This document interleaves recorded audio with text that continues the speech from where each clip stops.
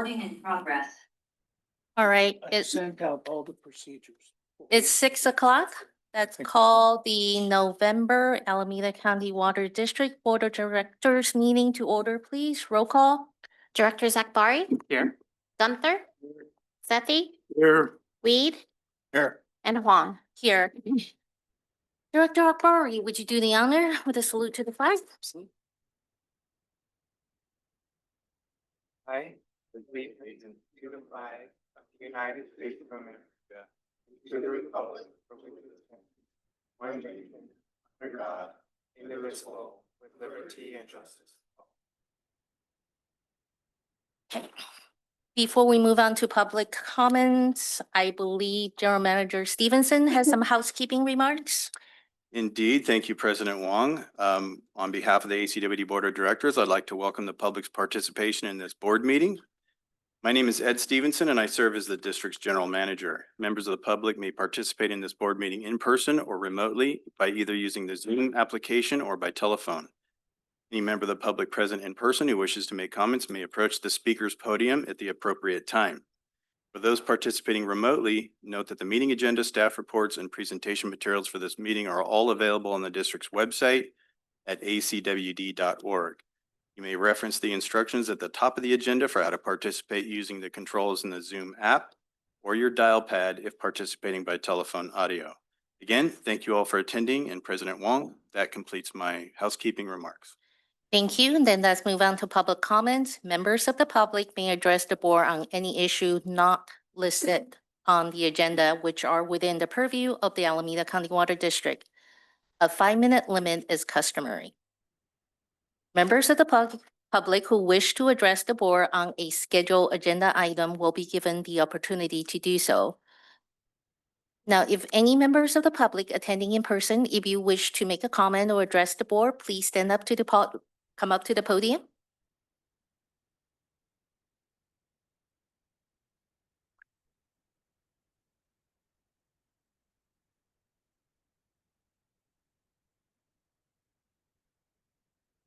Good evening to the board and to executive staff. My name is Danny Lee, and I'm with the Operators Association. I just want to thank you for this opportunity to speak in front of you. Compromise. How do we achieve compromise? We achieve compromise through communication, rationality, and a willingness to understand one another. Compromise will never be achieved through intimidation or bullying of any kind. A few meetings ago, one of the district team's members stated this in regards to our current negotiations standstill. He said, "Hey, take it to arbitration, but we will just win." My question to the board is this: how is this negotiating in good faith? A statement like this shows no intention of the district's representative of ever wanting to compromise, let alone of acting in good faith. Good faith does not mean you demand your workforce accept unknown terms in which you refuse to openly declare while holding the contract as hostage. Bullying behavior like this is embarrassing, is arrogant, and it should never be tolerated by the board. Behavior like this destroys morale, it destroys the work environment, and more importantly, it destroys the natural desire of people wanting to do better. With the deteriorating state of our operations department, which was reflected on ACWD's last employees engagement survey, it makes it very easy to throw in the towel. However, my deep gratitude for my job will not allow myself or my fellow coworkers. We older coworkers do not want to give up on the district because we want our young guys to experience the same feelings that we once did. The proud feeling of representing an employer that once cared. And it is that very feeling, alongside with the department's bullying attitude, that serves as a catalyst for us to stand united in order to voice our concerns. Win or lose, the district will lose if we choose to go down this path. If you foster these feelings on your younger workforce, it's inevitable that they will go and make another district better. Maybe not today, but for sure tomorrow. And with them, they will take the very foundation necessary to preserve the future of ACWD. I fully expect the board to take what I say wholeheartedly, because I come to you in complete honesty. Thank you for your time. Thank you for listening. Thank you.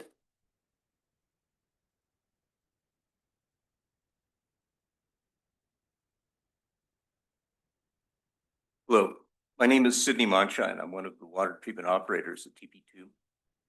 We're a very integral part of providing safe, clean, and affordable water within the district.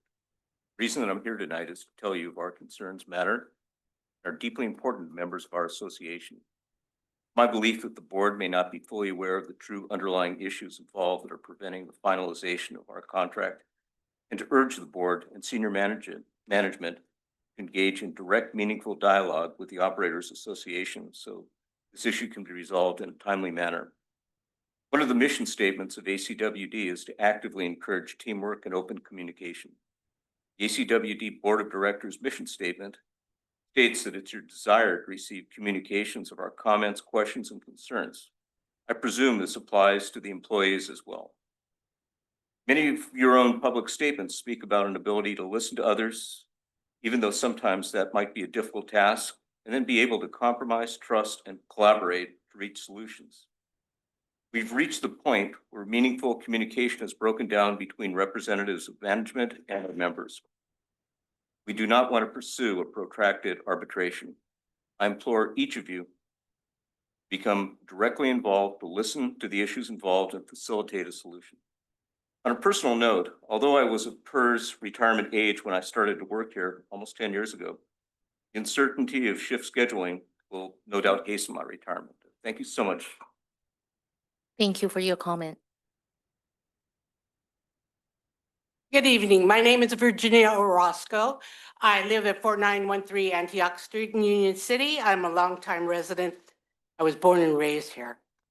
I am very concerned about your unwillingness to resolve this matter. This is a very important thing for our community, for our children, for my grandchildren, and also to respect your workers. There is so many studies that show this kind of, work this time and work this time. I mean, you don't realize what it takes from your employees. Your employees are your most important asset. And I, firmly will appreciate that you start thinking about that. And as a member of this community for such a long time, I was here when Mr. Borghi was here, when people like that were here, and you've got to listen to us, that this needs to be resolved quickly. And, you saw what happened with the federal government and how people are being impacted. Our children are being impacted, and I do not want that to continue. Thank you for your time. Thank you.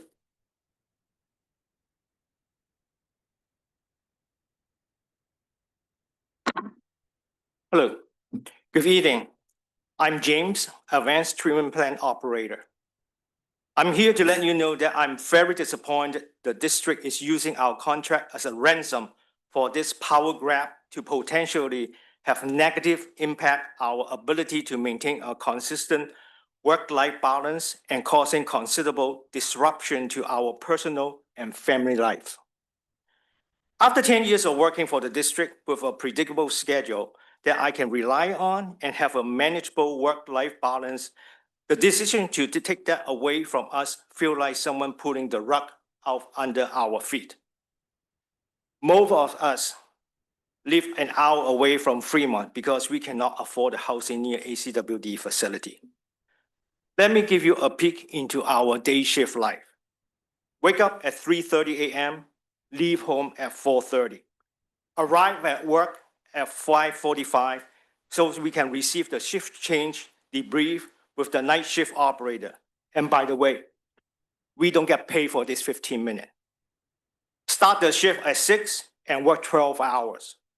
Off at 6 p.m. and hopefully I can get home before 7:30 and then go to bed by 9 so I can stay sharp for the next day work. We work every other weekend and every holidays that we are scheduled to work. I'm not complaining about this because I signed up for this. I know what I'm getting into. But now, the district want to able to change my schedule without talking to me? No way. We already have very minimal quality family life during our work days. Reliable work schedule are vital for us to fulfill our responsibility outside of work. Predictable time off enables essential family bonding and allow involvement in key activities such as after-school program, homeschooling, or coaching to ensure a healthy balance that benefit both our family and our performance at work. We require a consistent schedule to ensure we can fully commit to both our work responsibility and our personal well-being. Management is now asking for flexibility on the work schedule without providing any specific details, example, reason, or boundary at all. What ACWD management is actually demand a total control over our work schedule. With the way district want, we cannot make plans on our life. Our work schedule can be changed with very little notice without any consultation with me. This is just asking me to sign a blank check. Would you sign a blank check to give it to someone, especially for those you don't trust? I know you will not, and there's no way I will either. To ensure predictability and mutual understanding, please provide a written condition, limitation, or procedure for schedule changes that we can formally agree upon. This will help align with the district requirements and our personal need. Thank you. Thank you very much. Hi, my name is David Sherman. I'm a treatment plant operator in training at TP2. Although I'm relatively new to the district, I have 18 years of operational experience and have performed shift work for 4 different employers previously. It is generally agreed upon that one of the downsides of shift work is the schedule. Well, while most people are home with their families, we are working holidays, nights, and weekends. And we accept that. It's part of the job. It's what we sign up for. We all come to work with the best intentions and meet and exceed quality parameters. It's also generally accepted that to give shift workers a sense of normalcy, our schedule stays consistent.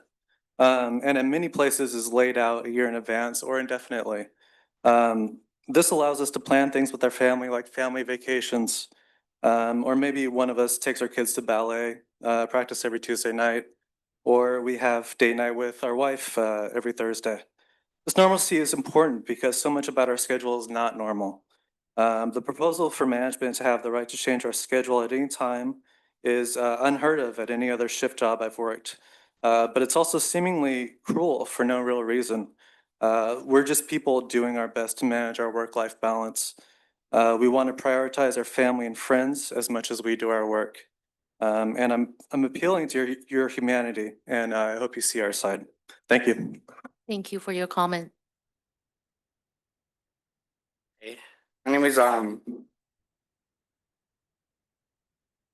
Robert Sanchez. I'm an advanced water treatment operator for the district. I grew up within the district, in Union City. As a kid, I remember seeing ACWD trucks driving around as I was playing with my friends. As a young adult, I worked at the Numi Auto Plant in Fremont. Once the plant shut down and I was looking for a career, I found water treatment. It was my goal, my dream, to serve the community that produced me. After gaining some experience in the Central Valley at another water treatment plant, I was hired at ACWD almost 9 years ago. Coming from another water district, I can compare and contrast the challenges of running TP2. The footprint of TP2 is probably 5 times smaller than most treatment plants. The easiest example of a challenge that we face because of our small footprint is if we have a chemical leak at my old water treatment plant, we would simply pump out the water to a offline lagoon, let the water sit there, dilute over a course of time, and it would be no big deal. At TP2, we carefully have to meter the chemical to the head of the plant and straight into the treatment process. If we don't do this correctly, it can cause very adverse effects for the ratepayers' drinking water. This is a painstaking procedure and needs to be done with precision and expertise. All this is to say that it takes the best of the best operators to run TP2. The district is lucky to have some great operators. My fear is that the change to the MOU that the district is insisting upon is going to discourage the best operators to want to come to ACWD. Who would want to come to a job where their shift could change on such short notice? In the last year or so, the district had to let go of a journeyman operator and an OIT operator for not being up to district standards. From what I understand, there was a dramatic drop off from the journeyman operator who couldn't cut it to the next viable candidate. This was evidenced in the fact that the district had to hire an OIT to replace the journeyman operator. You may be thinking that the district can just keep hiring OITs. It takes 2 years for an OIT to be fully qualified. We have some folks here that will be retiring in the next few years.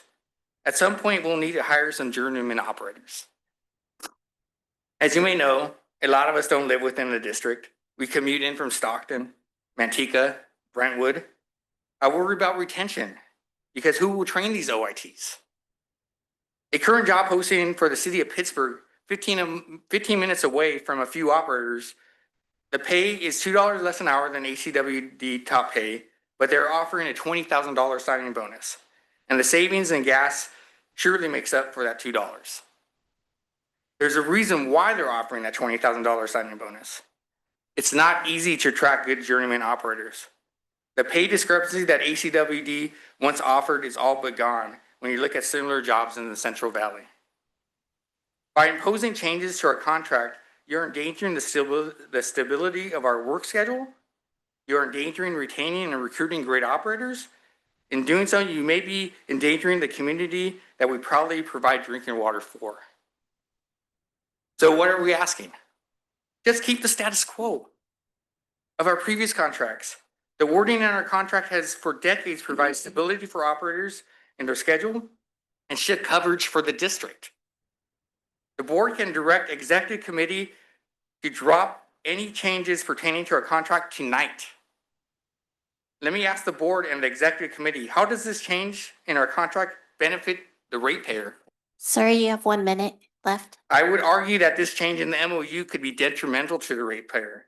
Our common goal is to serve the ratepayer, and this change in the MOU will impede that goal. Thank you. Thank you for your comment.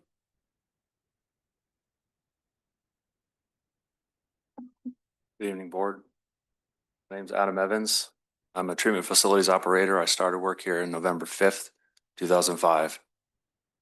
I've been proud to work here. There have been negotiations different times. But what we feel so connected to is having stability, like everyone has said.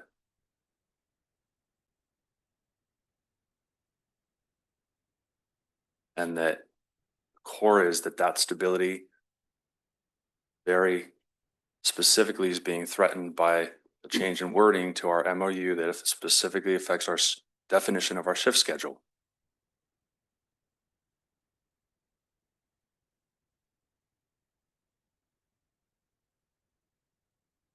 Making a change that makes our schedule less reliable, less stable, which has been stable the 20 years I've been here, making a change is not worth threatening that stability. Thank you for your comment. Hey, good evening, board. My name is Paul Zulo. How's everybody doing tonight? I hope everybody's doing well. So let me get on right with it. Whatever all these guys said, I back them up very much so. And just let you guys know, we are like the bread and butter pretty much of the district because we do bring the raw water in, we treat it, we get it clean, and then we make sure that we can sell it to the public at a reasonable cost. That's what our job is there for. We're not here to cause stir any issues, okay? We just want what's fair to us. And with this outlining sentence or paragraph or wording, it's going to make all of our lives a little bit more hectic by being basically jerked around, different schedules, coming in at 8 o'clock, coming in at 6 a.m., 8 a.m., 10 a.m., and so forth. We're very much now very flexible with management, and we do what we can to provide them with adequate staffing. So, with that, I just want you guys to know that, we're not, like I said, you got a bunch of good people working for you, okay? A lot of good operators here. And I'd hate to see anyone any one of us leave. Because we got a good camaraderie and, like I said, you guys got the cream of the crop right now. Don't lose it. Okay? And if you could please, maybe look at the big picture and just try to help us resolve this whole issue. It would be greatly appreciated from all of you. Thank you. Thank you.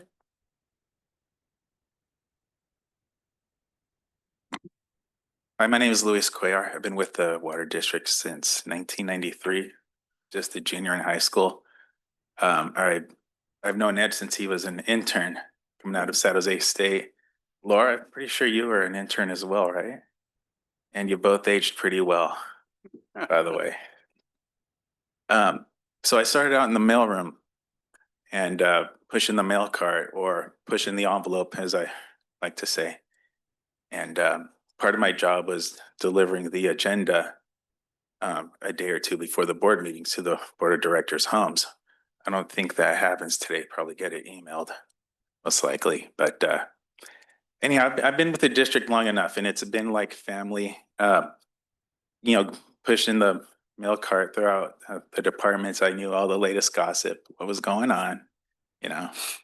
Nothing dirty on you, Ed. Didn't hear nothing about you.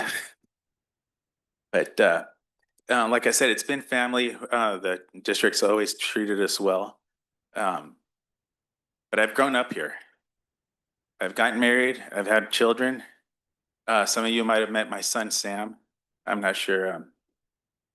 No, not all of you got to meet him, but he's got a little antsy. So he's in the car with his teenage brother right now. But the big threat to Sam, not just me or my operators, but it's a threat to Sam. If my schedule changes, who's going to pick him up from school? Who's going to babysit him? I have no idea. And what that's going to do is it's going to force my wife to cut her hours back at her office, because we'll have no other choice. And to hear language like, go to arbitration, we'll win. It's not just my face you're saying it to. You're saying it to my 6-year-old son, Sam.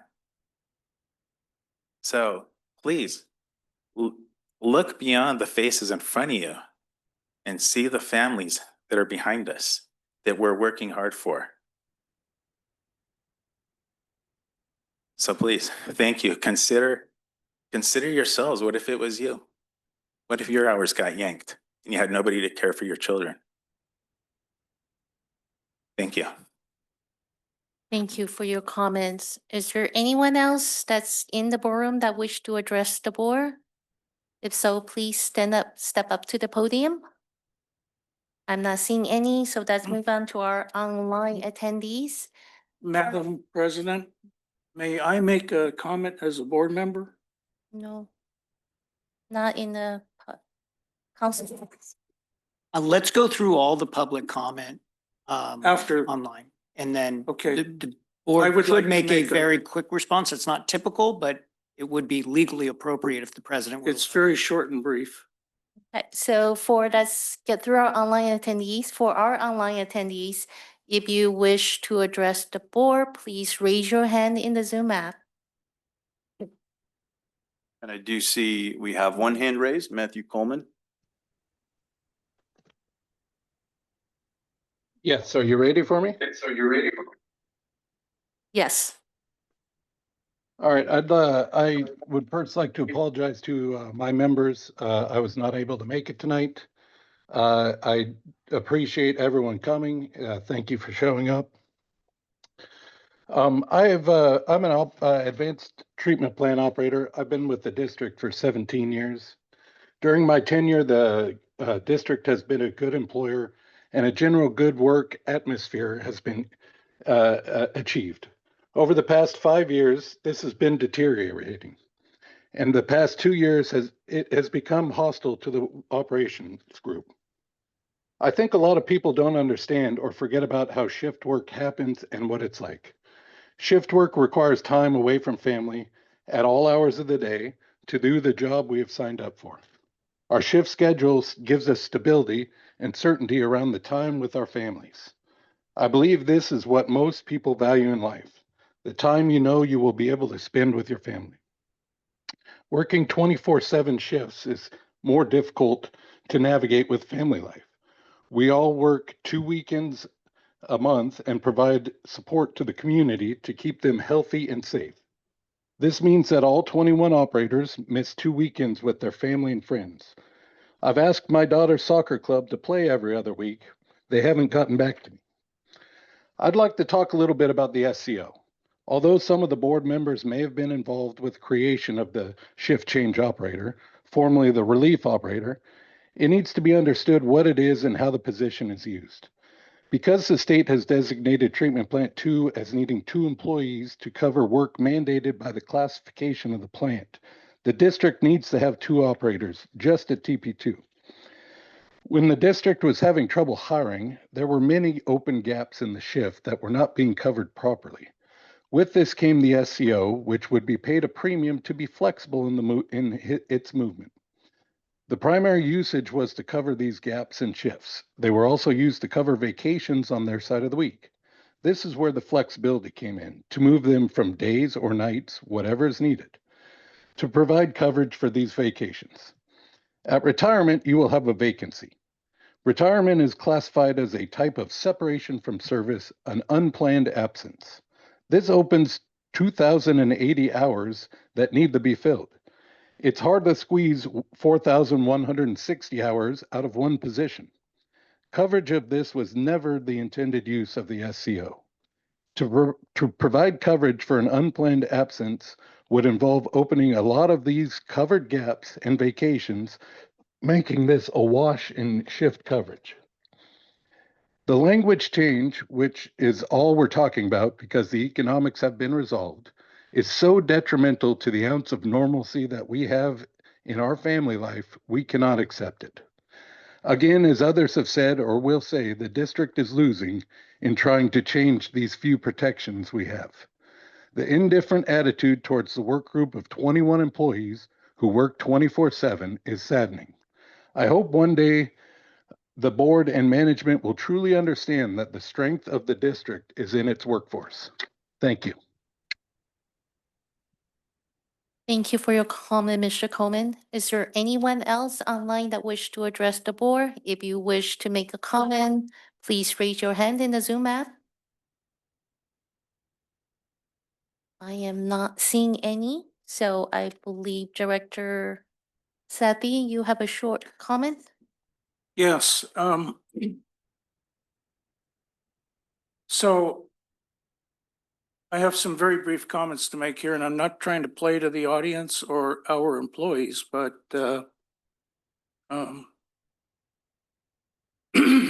I feel very emotional about this because I grew up here in the community too.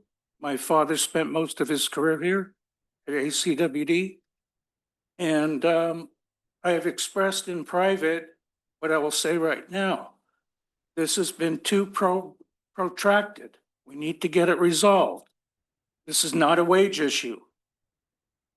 We need to accommodate our employees who serve close to 365,000 people in the community 24/7. And so I'm encouraging our management team to try forcibly to either accommodate the employees or come to some compromise that is acceptable to the folks that carry the community. And it's in our new strategic plan, you know, that we need to honor and respect our employees. That's it. Thank you. Thank you for your comment, Director Sethy. And with that, I think that ends our public comment period. I just want to say thank you for everybody who show up today. Take the time to share your thoughts with the board. I could say personally, I hear you. I will consider it. And also a special thanks to Sam, who was so patient. I saw his little head pop in periodically. So thank you for taking the time. Have a great evening. You're welcome to stay. If you want to go, it's up to you. Thank you very much. So next item is special presentation, I believe is the 2025 MISAC Award for Excellence in Information Technology Practices. That's right. We are thrilled to have our special guest here this evening. May look somewhat familiar because this is not the first time that our crack IT staff and those that work with them have been able to achieve this award. But I'll quickly turn it over to Mr. Owo to provide any needed context and introduce our guest. Yes, thank you, Mr. Stevenson. I don't want to keep our guests standing there for a long time, but I do want to remind the board that last year we were in this about the same time we had our special guest, Miss Kathleen Foster Gee, to present the award that our IT team received. This is the 2025 Excellence in Technology Practices Award from the Municipal Information Systems Association of California, also known as MISAC, at their annual conference that was held in late October. The IT Practices Award is intended to foster and recognize outstanding governance and practices in the areas of information technology and information security in local public service organizations. The award and evaluation process required responding to more than 200 questions, as you might remember, which examined the agency's qualities in 12 different areas.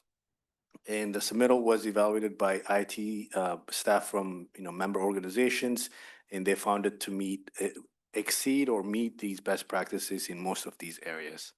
And I do want to take this opportunity to recognize the IT team for their dedication and hard work. Especially want to recognize our IT manager, David Yu, who's in the audience, for his excellent application packet. At this time, I want to turn it over to Ms. Foster Gee, who is, by the way, the board member of MISAC at the state level and also a CIO for the city of Sunnyvale, to say a few words and present the award to the board. Thank you. Thank you, Guru. Good evening, Madam President and our esteemed board. We are very, very happy to be here. Thank you. My name is Kathleen Foster Gee, and I am the CIO for the city of Sunnyvale. As Guru mentioned, I am also the state board member of MISAC, and it is my esteemed pleasure to be here tonight. This is my honor last time, and I'm happy to be back. I do want to say, just to add a few more words about MISAC, it is a statewide board organization that is consisting of over 400 agencies throughout the state that can range from districts to cities and even some counties in some cases. The association was established in 1980 to really try to foster the governance of municipal, local government IT practices. And through our relationships and education and training, as well as the award program, we continue that every single year, and the standards grow harder and more stringent every time. We also serve, the MISAC board serves as the legislative side of things. So we do try to bring forward things for the city and the state. So we also work with the League of California Cities, and we sit on their committee structure as well. More importantly, and why I'm here tonight, is we did establish, MISAC has the Excellence Award Program, as you heard. And the Excellence in IT Practices Program actually has two levels. There's the Outstanding and Excellence. In this case, the award fosters and organizes the idea of IT agencies, no matter how small or large, and it is truly a full IT audit of your entire organization. And the 12 areas that we look into, they go into IT strategic planning, budgeting, finance operations, staffing, your procurement processes, internet operations, project management, professional development and training, disaster preparation and recovery, security controls, compliance and regulatory services, your overall policy and procedures, plus geographic information systems or your maps and use of GIS. And those often change. The process is just as important as the award, though. And like Guru mentioned, there are 3 to 4 IT directors that actually evaluate and audit every little bit of this application process. It is not just a few hundred questions or a questionnaire. Every question has to have backup documentation, processes, and proof that what you are saying is actually in progress. So if you claim to have something, we actually check the documentation. It is a great way to look from an outside perspective of how you're doing, because we also provide you with the feedback. So at the end of the award process, Groom and his team have the opportunity to see where can they improve for next time, so that we are constantly improving, but also more importantly, exceeding the standards that we had from before. Like I said, the bar will continuously rise. The evaluation criteria is looked at every year, and every year there's either a new area or a new set of criteria within an area. So as the regulatory requirements change or as security needs change, and I'm pretty sure we can probably project that there'll be something on artificial intelligence in the upcoming year, but the standards constantly change. So the fact that this Excellence Award is really requiring you to exceed the standards of local government IT practices is incredible. So on behalf of MESAC, it is my distinct pleasure to recognize Guru Mawok, your Director of Engineering and Technology, and his team, not just the folks that are here, but the ones that you don't see every day and work every day hard for you for the Alameda County Water District. The MESAC's highest level, I am so excited that you did achieve the Excellence Award. This is your 6th time achieving the Excellence Award. And this is especially difficult for a district of your size to be able to maintain that level of rigor and standards. For those that know the finance world of the ACFR, or what used to be the CAFR, this is the grueling, even more difficult audit for IT. No bias on my part, I promise. I won't look at the finance people. So it is my distinct pleasure. Congratulations to Garoom and your team. You are the silent heroes that truly work behind the scenes throughout the night, making sure that ACWD is taken care of, that the data is safe, the systems are accurate, and that the public's trust is put in your hands. As well as we can see with this last year, certainly security has been a big problem. Artificial intelligence and all the ways that that is taking over is a concern. So we know that the sleepless, tireless nights of IT staff is well deserved with this award. So your team have worked tirelessly to enable business continuity and to make sure that the practices and the standards of technology is held at the highest regard. So President Huang, I do now present to you and the district, the board, district staff, especially IT, Garoom, your staff, with the MESAC IT Excellence Award. Congratulations.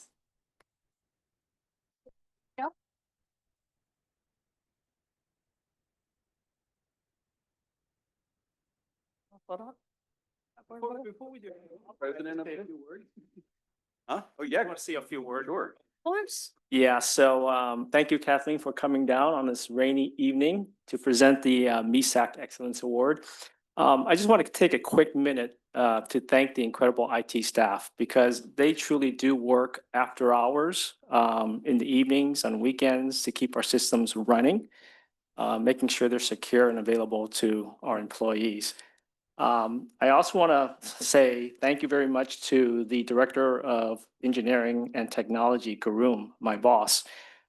Because of his leadership and his support, it allows us to do what we do best, and that is supporting our customers and also keeping our systems up and running. To Ed also for his support of new technology. Recently, we were testing Copilot, and he was a very active participant in our test group. And I'm sure there's a lot of more AI technology coming down in the future. And also to the board, thank you, because, you know, I come forth to ask for funds to make purchases for equipment. And I know you guys are the ones that are approving these big initiative purchases, so thank you. One last note to the IT team. This award is probably the closest to winning the Oscar as we will ever get in our career, so thank you. David? David, if I might make a short comment, I'm happy we hired you away from the city of Fremont, otherwise they might have gotten this award. Thank you. Thanks for all your good work. Congratulations. Comments or pictures? Pictures?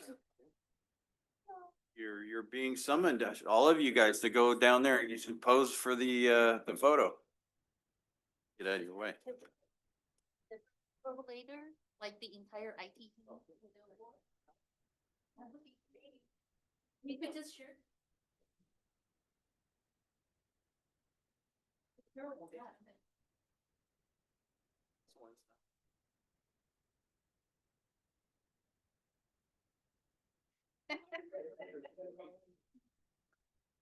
It's you guys.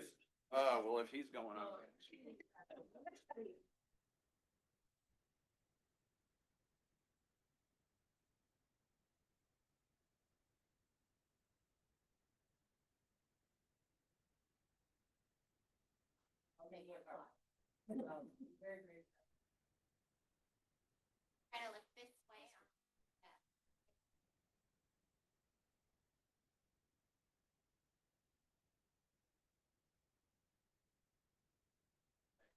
Congratulations. Excellent. Great work.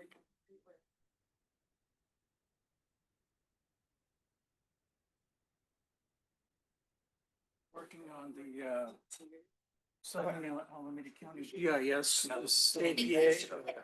Since I started on that board, I came to know David. You just see That way the years just getting because grayer there's and an grayer. meeting every year. So if we move on. And That's right.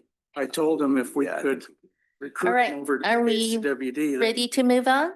really a coup. And he didn't tell me that he had. All right, so next is the consent calendar. Another refugee from the city of Fremont. Right. Do I have a motion to add any items to the consent calendar? I'll make the motion to add items 5.1 through 5.6 to the consent calendar. Do I have a motion to accept the calendar as amended? Second. Second. I I'll said second. second. Never mind. Sorry. Okay, we have a motion and a second. Roll call, please. Directors Akbari, Aye. Gunther, Aye. Sethy, Aye. Weed, Aye. and Huang. Aye. Do I have a motion to move the consent calendar as amended? I'll move the amended calendars amended. Second. Roll call, please. Directors Akbari, Aye. Gunther, Aye. Sethy, Aye. Weed, Aye. and Huang. Aye. Moving on to next item, which is item 5.7. That's right, President Huang, item 5.7 is presentation and acceptance of the Alameda County Water District's audited financial statements for fiscal year 2024 and 2025. We just heard our finance department take a little bit of slander there, but so this is their opportunity to kind of get back. Mr. Wunderlich, did you have any opening statements? Well, we have our auditor, Mr. Leahy here, and Calvin Cho, our accounting and treasury manager. And so I'll give a little introduction, then we'll turn it over to them for a presentation. The district prepares an annual comprehensive financial report, or ACT, for each year that's comprised of an introduction with an overview of the district and recent accomplishments, management analysis of the financial statements, and of course, then the ever-growing financial statements and related notes. And then a statistical and historical information section at the end. Baker Tilly is the district's auditor, and they recently completed the audit, which I'll say includes an audit of certain IT procedures and practices. And they issued an unmodified opinion, or sometimes called a clean opinion. The auditor presented their results at the October Finance and Administration Committee meeting and are here to provide a presentation to the board this evening. Acceptance of the ACFR will help meet the district's strategic plan goal 3.3, promote financial transparency. And there is a staff recommendation associated with that this item. So at the end of the presentation and any questions and answers and deliberation with the board, we are asking that the board by motion accept the audited financial statements and accompanying reports for the fiscal year ending June 30, 2025. With that, I will turn it over to Mr. Cho to begin the presentation. Good afternoon, board members, executive staff, and ratepayers. My name is Calvin Cho, Accounting and Treasury Manager for the district. I'll begin with the first two slides covering the statement of net position and the statement of revenue expense and changes in net position. And after that, Mr. Lahey's director at Baker Tilly will continue with the remainder of the presentation. Next slide. For fiscal year 2025, total assets and deferred outflow increased from $854.2 million to $900.7 million. The largest change is in capital asset, which increased $32.3 million from $606.8 million to $639.1 million. And this is due to continued spending on capital construction projects. Current and other assets increased $24 million, driven primarily by an $18.4 million increases in customer and other receivables. This This includes $16.8 million related to settlement activity, consisting of $4.2 million received during the year, $9.3 million recorded as current settlement receivable, and $7.5 million recorded as non-current receivable. Deferred outflow of resources decreased from $44.8 million to $35 million, reflecting pension and OPEB accounting. On the liability side, current liability decreased $9.2 million, primarily due to a $9.8 million reduction in accounts payable. Last fiscal year included high year-end payables for major projects such as the AMI project and PFAS treatment. And this year, we don't have such big projects. So we ended up with lower year-end invoicing for the year. For the non-current liabilities, the district's total increase $15.5 million, primarily due to issuing the 2025 water system revenue bond, which increased long-term debt by $30 million. And this was partially offset by a reduction in net pension liability by $8 million and net OPEB liability by $8.4 million. Moving to the next slide. Operating revenue increased $2.6 million, reflecting $7 million increase in water sales and $4.4 million decrease in facility connection charges due to lower developer activity. Operating expenses increased $8.4 million, consisting of $3.4 million in higher depreciation from assets placed into service such as AMI, and $2.4 million in additional water purchases from SFPUC, and $2.5 million in increased legal costs associated with the settlement activity.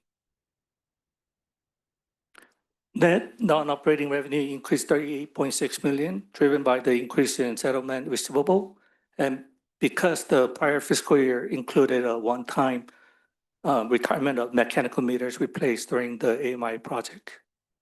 Developer contributed transmission and distribution asset decreased $9.6 million, reflecting lower developer installed infrastructure. And towards the end, you'll see the prior period adjustment of $4.0 million, and that's related to the GASB 101 compensated absences. So to conclude, overall, the district's net position increased by $37.9 million, rising from $644.2 million to $682.1 million.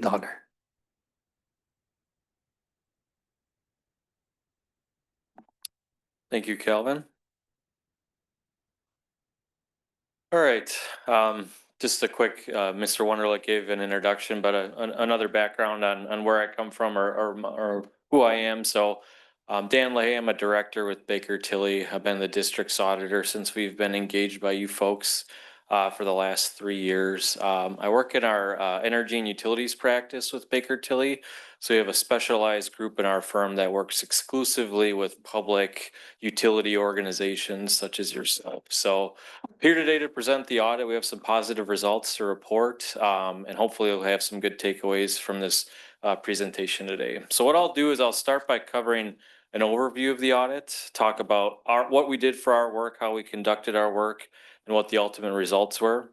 I'll spend a little bit of time talking about our required communications to you folks as the governing body. Part of that includes internal control communication, and then leave time at the end for questions should you have any.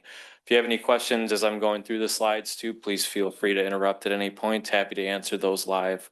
I'll also be covering a few financial metrics and graphs, similar to some of the metrics Mr. Cho covered, but just from an outsider's perspective and just sort of things we look at, which might be a little bit of a different prism. So I don't know if this clicker works. Okay.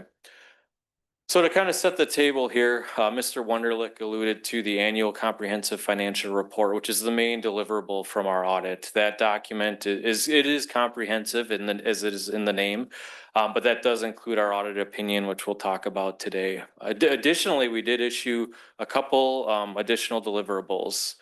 Those include the auditor's communication to those charged with governance. That document is actually called the Reporting and Insights from the 2025 audit. And this slide deck is meant to summarize the key points from that. So a lot of that information is consistent year to year. It doesn't change a whole heck of a lot, and it's driven by AICPA standards. Since you do issue an ACFR, we are required to follow government auditing standards rules, which requires us to issue an additional opinion and additional report. It touches on internal control, and we'll talk a little bit about that as well. No findings were noted in that report either. Lastly, we do also issue a separate attested engagement called an agreed upon procedures report. This is driven by California statutes as it relates to your appropriations limits for your taxing authority. So let's talk about how the mechanics of what we did and how we conducted our work. We take a hybrid approach when we conduct our audit with you folks. And that involves us having sort of 3 dedicated weeks of field work. 2 of those weeks are actually on site, working directly with the staff in person. And then 1 week is a remote field work. So we started our work actually back in July, middle of July. We met with Director Sethy and Director Weed one-on-one during that time as well. And what we do during that July visit is we take a look at your internal controls. We do our risk assessment procedures to plan for our work later on in the year. That work is called our final fieldwork procedures, which were done the last 2 weeks of September. 1 week was done remote. The other week was done here on site with the district staff. I'll say for every single fieldwork week we had designated, the district staff was well prepared, very cooperative with us, and responded to all of our requests in a timely fashion. Probably the most important bullet point on this slide is the bottom point that indicates there were no audit adjusting journal entries noted. So another clean year and clean books from the district. Continuing on with the audit overview, these are the key areas of the audit. If you took this slide and lined it up against your financial statements, you would see each one of these items sort of align with the more significant balances that you report at year end. I will point out there are a few areas where we spend additional extra time, and those relate to items that are considered significant estimates. And what we do with those is we spend additional time looking at the underlying assumptions that make up those significant estimates. Those items include your unfunded or your proportionate share of the net pension liability for the CalPERS plan, your net other post-employment benefit liability, your unbilled revenue and related receivables, your capital asset and depreciation, and then lastly, your fair value adjustment or your mark-to-market adjustment on your investments. So we spend a little extra time on those areas because they are estimates, and we found that all the underlying assumptions that feed into those estimates were reasonable in relation to the financial statements as a whole. So ultimately, what does this mean? Our main objective is to issue an auditor's opinion. That opinion states whether we believe the financial statements prepared by the district are free and accurate and free of material misstatement and comply with accounting standards acceptable in the United States. As Mr. Wunderlich alluded to, the district did receive an unmodified opinion this year, or a clean opinion, which is the highest form of assurance that the district can receive.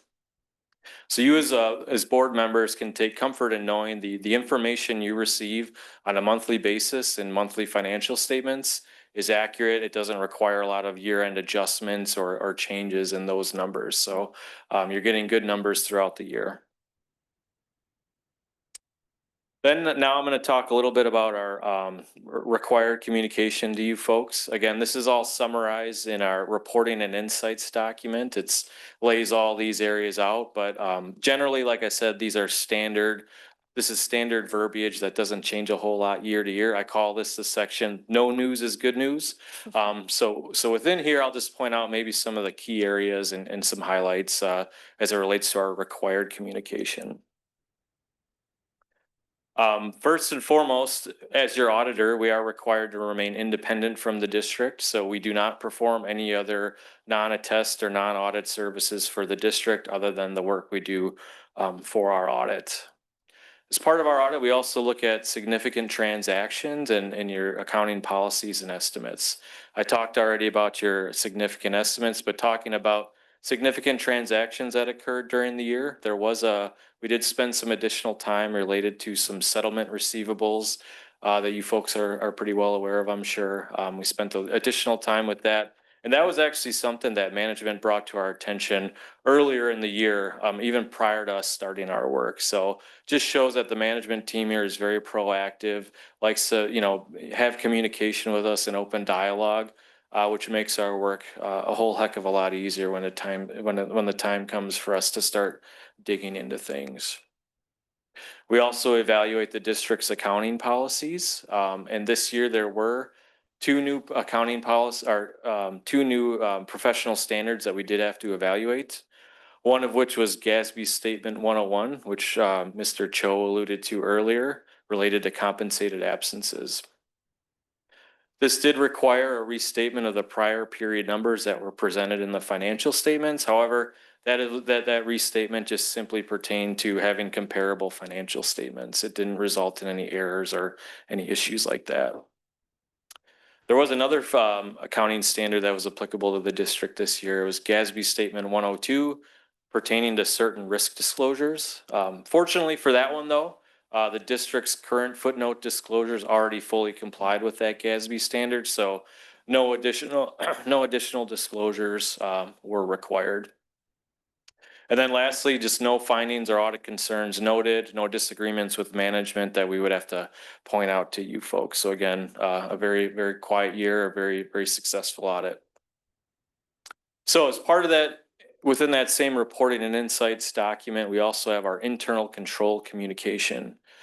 So our responsibility as it relates to internal control is to obtain an understanding of internal control for the key transaction cycles related to the financial statements.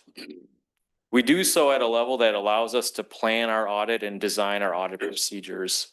We don't actually issue an opinion on internal control. However, if we do identify significant issues or potential material errors, those would be called material weaknesses or significant deficiencies. We would have to report those items to you folks as part of our duties.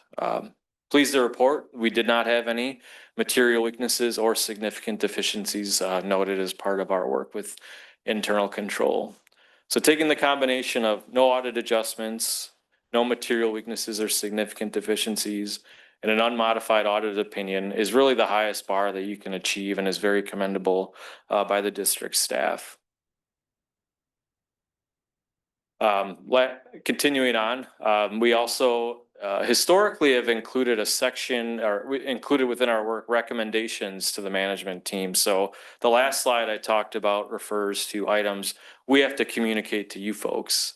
Above and beyond that, we would also historically look at areas that we would maybe not necessarily elevate to, we got to talk to the board about this, but rather, hey, here are some best practice recommendations that we've noted as part of our procedures, and here's some things you might want to do to tighten up operations and such. So in years past, we've identified certain recommendations pertaining to inventory procedures, as well as a couple IT recommendations. And pleased to report those 3 items were cleared up this year too. So really another clean year. And, we appreciate the management team for taking those recommendations seriously and acting upon them.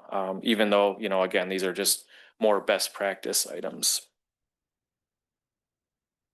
All right, so now I'm going to talk a little bit about financial results from our perspective. I have a few graphs that I'll just go through relatively quickly here. The first one we'll go through represents your operating results or your operating income.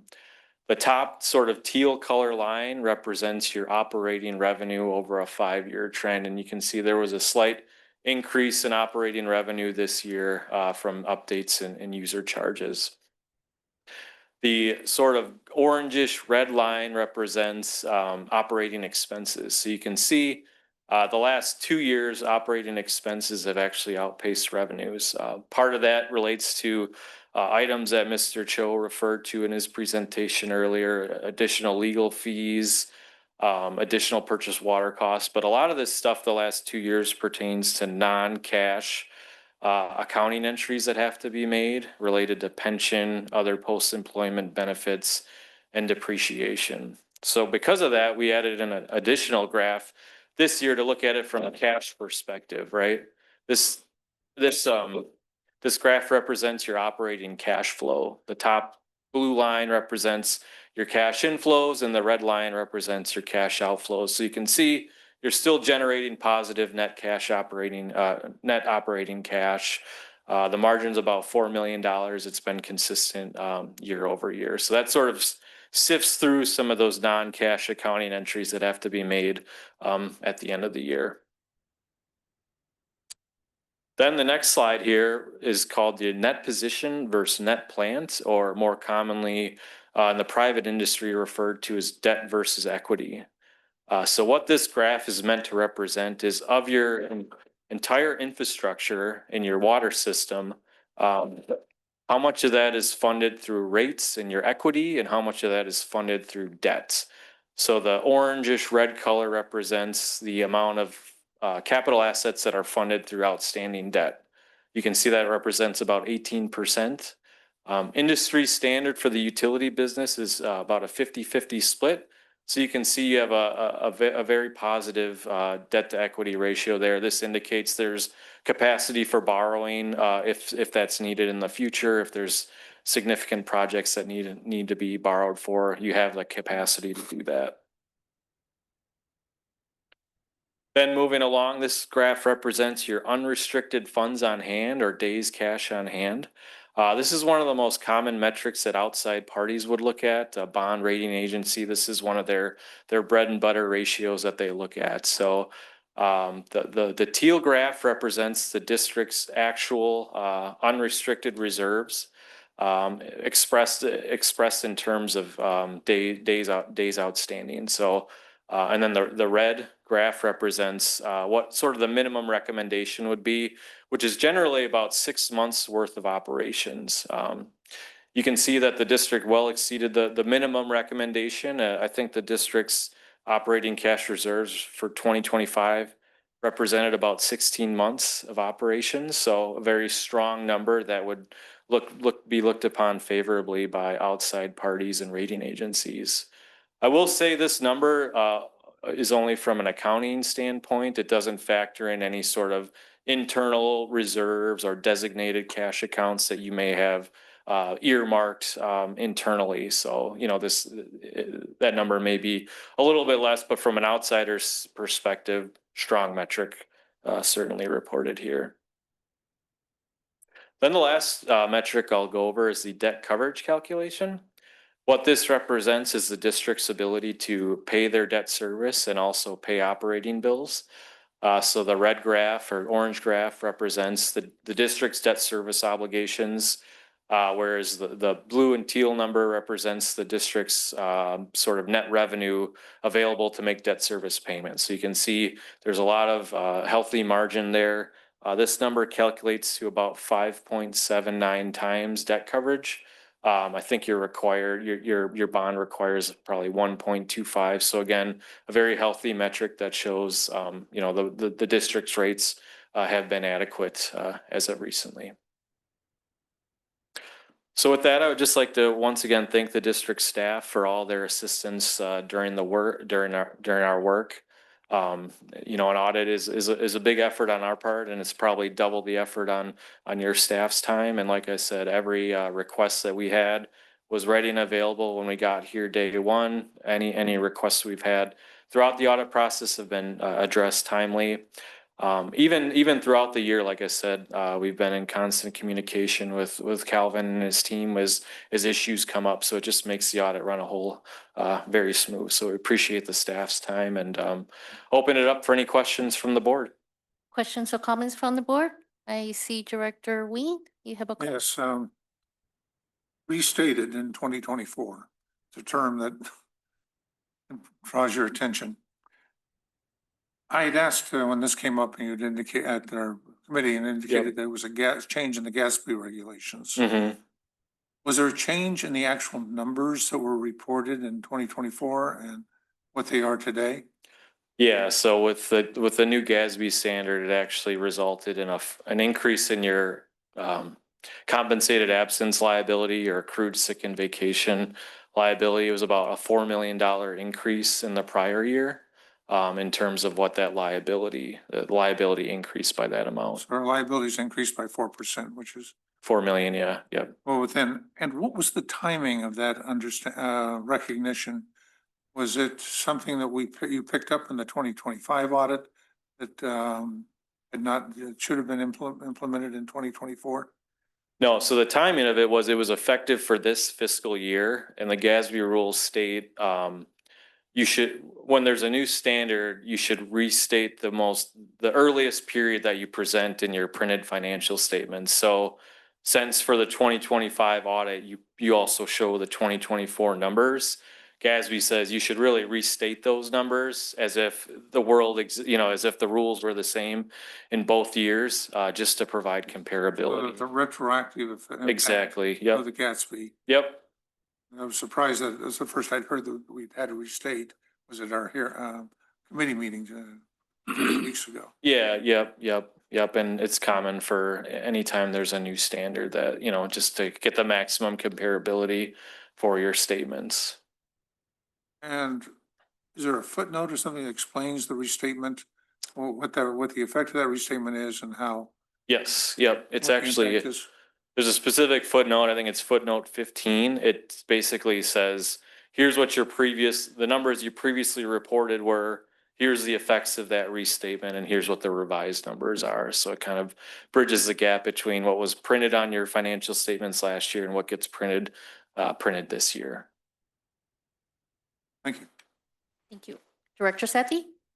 Yes, I already mentioned this in our committee meeting with you, but I want to re-express it that I really appreciated all of the extra detail that you went into with your graphs and charts on our financials, and you only showed a handful right here, but you went into great detail in our finance committee meeting. And that was the first time I'd seen some of these analyses being presented to us. And so I compliment you on that, just thinking of producing something new and enlightening. Sure. And I especially appreciated the distinction between our operating revenue and expenses versus what our real cash flow was. Okay. That was really illuminating in terms of how we manage ourselves as a district in terms of cash flow. And I learned a long time ago in business that the best business people not only can manage their income statement and balance sheet, they're experts at their cash flow statements, and very few people are. And so I'm really glad that you brought that to light in terms of how our staff and finance management team is actually using our cash. The other thing I wanted to highlight is we really stepped up our spending on CIP projects. And that's one reason why it looks a little bit skewed on the expense side right now.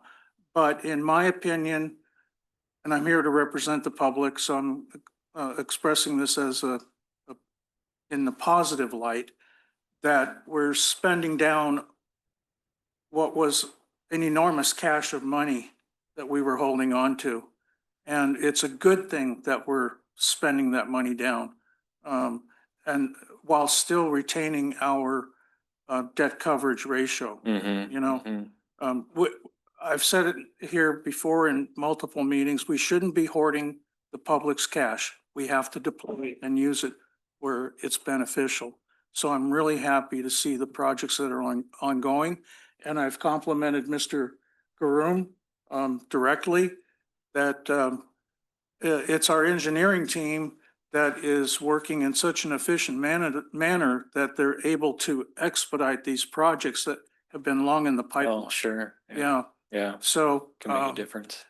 I don't want people to misunderstand when they see that expense line skewing past the operating revenue. We're actually doing a lot of positive things in the district right now. Yep, Thank you. exactly. Yeah, thank you for those comments. Appreciate that. Director Gunther? Just like to thank the staff, the executive team, and the finance team for a great report. Thank you to the audit team. Appreciate your work coming here tonight, presenting it. I mean, what's there to say? Other than, Yeah. thank you. Thank you so much. You didn't make any of this up, did you? No. Stooped Director entirely in facts. The numbers don't lie. One final comment. Be interesting to see, how long we can maintain an inverted, expense, income ratio on operating numbers.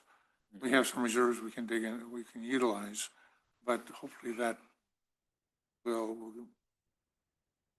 but that's operating rather than capital expenses, peaking. Yeah, I don't have full comfort that, I like to have some idea of, hopefully we've thought through how that will play out. And when we go, when we'll return to more appropriate balance between expenses and income on an operating basis. Sure. Director Akbari? Well, getting a clean audit is a testament to our staff, so I just want to express my appreciation to finance staff, and also thank our auditor for clearly walking us through this. So as a board member, you know, it makes you happy to get a clean audit, so. Thank you. Thank you. Yep, same here. Thank you for all the work and thank you to staff for yet another modified clean opinion. Great job. So with that, I'm going to open it up to our online attendees. If there are any online attendees that has questions or wish to address the board on this item, please raise your hand in the Zoom app. All right, I am not seeing any. So do I have a motion from the board? I'll move the staff recommendation, accept. I'll second. Roll call, please. Director Akbari, Aye. Gunther, Aye. Sethy, Aye. Weed, Aye. and Huang. Aye. With that, let's move on to item 5.8, please. Okay, and item 5.8 is authorization of agreement for electric vehicle charging stations, civil site construction services at headquarters and water treatment plant number 2. Just a quick note of context. This is, you know, we don't bring every item forward to the board to present on, but this is an item I know that some of the members of the board are very interested in, and also there are some elements of this that are just easier to show with some figures than to describe in words. So to help us do that, I first turn it over to Mr. Stevenson, no relation, our Director of Operations and Maintenance. Thank you, Mr. Stevenson, no relation. Good evening, board, colleagues, members of the public.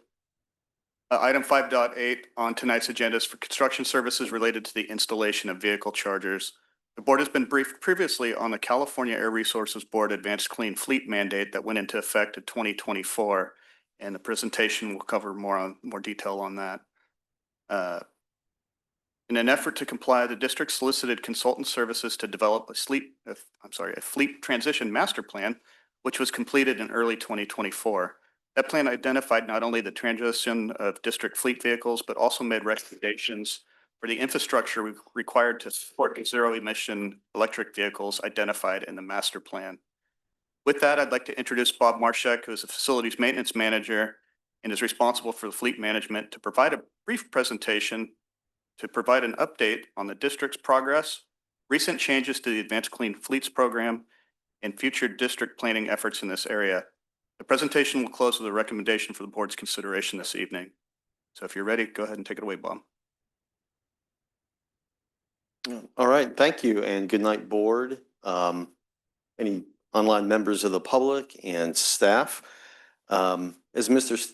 Stevenson said, I'll just provide a brief overview on this item in my presentation, as well as just a little bit of background to kind of recap how we got here.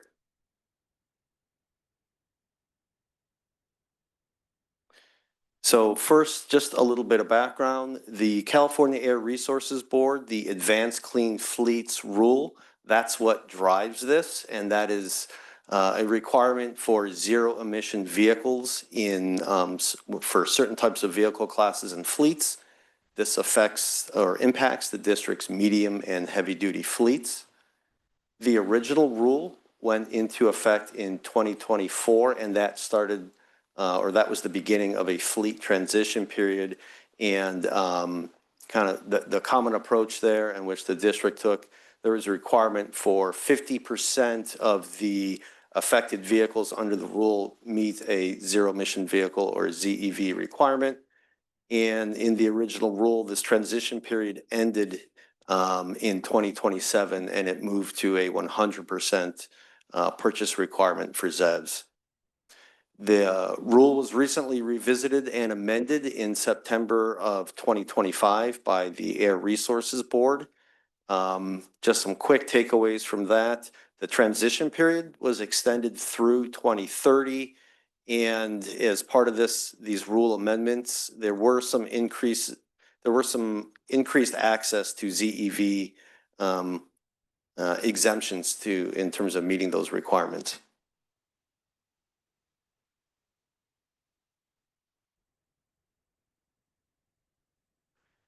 So in response to the ACF or Advanced Clean Fleets rule, the district developed a fleet transition plan.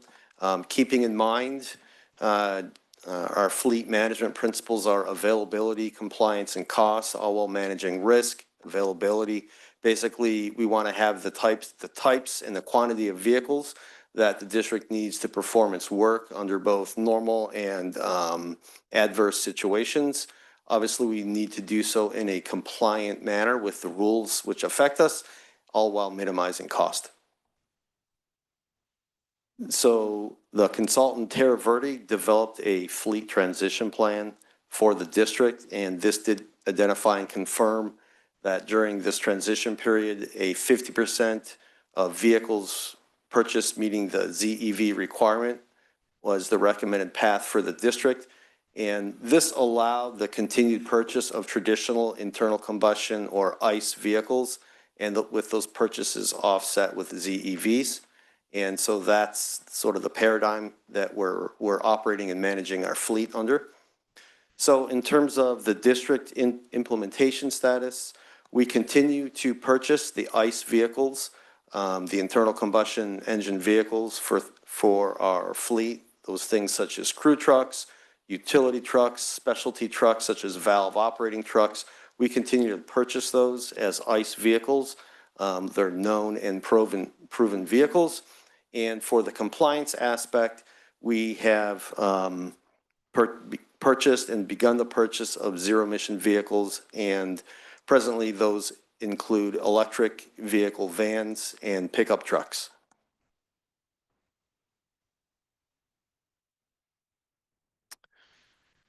Let's see, so with these EVs being added to our fleet, that's obviously created a need for charging stations, and I'll call these zero emission vehicles, which we're bringing in, I'll call them medium duty. Again, something like electric transit vans and pickup trucks, which help us comply as well as we're able to use those. We've identified 2 locations which have a need and make sense for chargers. Those include headquarters and water treatment plant number 2.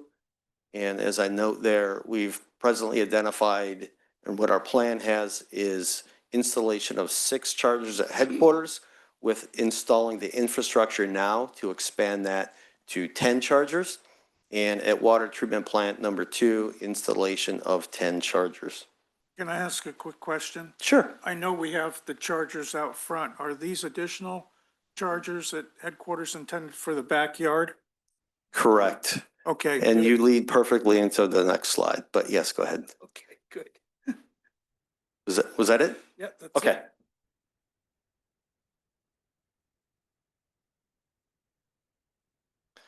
All right, and there we go. So here we have just an aerial view of our headquarters in TP2, and the red outline boxes here and here, those identify the areas where we we plan to install the chargers.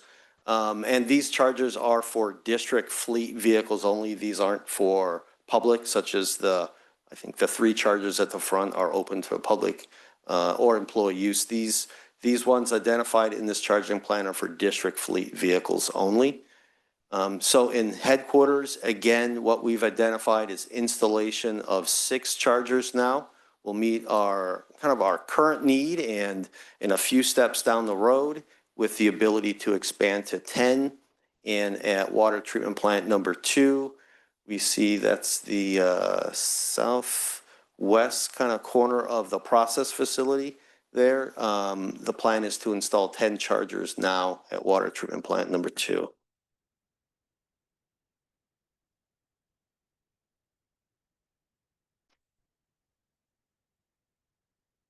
So for the construction plan, we've identified the need for civil site construction services, and these civil site construction services, they include things like saw cutting, trenching, including concrete and asphalt demolition, installation of the concrete pedestal foundations for the chargers, as well as restoration of the 2 sites.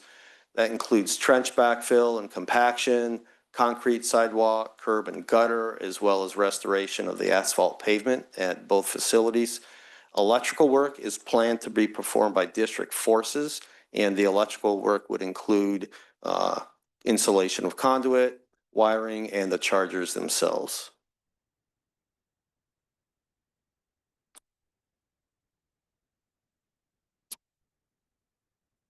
So the staff recommendation for this item, agenda item 5.8, is by motion authorize the general manager to enter into an agreement with Staples Construction Company Incorporated for electric vehicle charging station civil site construction services at headquarters and water treatment plant number 2 in an amount not to exceed $151,828.94.